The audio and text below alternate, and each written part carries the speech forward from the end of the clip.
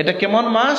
যে ফুতহাত আবওয়াবুল সামা বা আবওয়াবুল জান্নাহ ওয়া গুল্লিকাত আবওয়াবুন নিরান, জান্নাতের দরজাগুলো খুলে দেওয়া হয়, জাহান্নামের দরজা বন্ধ করে দেওয়া হয়। ও সুফিদাত মারাদাতুশ শায়াতিন, শয়তানকে, ওয়া মারাদাতুল জিন, নানা বর্ণনা এসেছে, ওয়া সুলসিলাতিশ শায়াতিন, এরকম বর্ণনা এসেছে, শয়তানকে বন্দী করে ফেলা হয়। সুবহানাল্লাহ।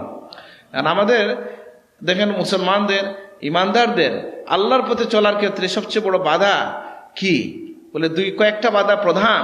এর মধ্যে একটা বাধা হচ্ছে শয়তান, একটা হচ্ছে খাসিসাতে নফসানি, মানুষের প্রবৃত্তির চাহিদা। রমজান হচ্ছে এমন একটা মুবারক মাস, এই দুইটা জিনিসই অবধমিত বন্দী হয়ে যায়। রমজানের রোজার বদৌলতে আমাদের যে কুপ্রবৃত্তিটা দমিত হয়ে যায়, হ্যাঁ, আর শয়তানকে আল্লাহ বন্দী করে ফেলেন। সুতরাং এই মাসে আল্লাহর গোলামি করা মানুষের জন্য সহজ হয়ে যায়। সুবহানাল্লাহ। তো আবার অনেকে এটা বলতে পারেন, ওলামায়ে কেরাম এটার ব্যাখ্যা দেন যে কেউ কেউ মনে করতে পারেন যে কেন এরপরেও এই যে আমাদের সমাজে কি গুনাহ বন্ধ হয়ে যায়? শয়তান বন্দী করা হয় ঠিক আছে, কিন্তু গুনার কাজ কি সব বন্ধ হয়ে যায়?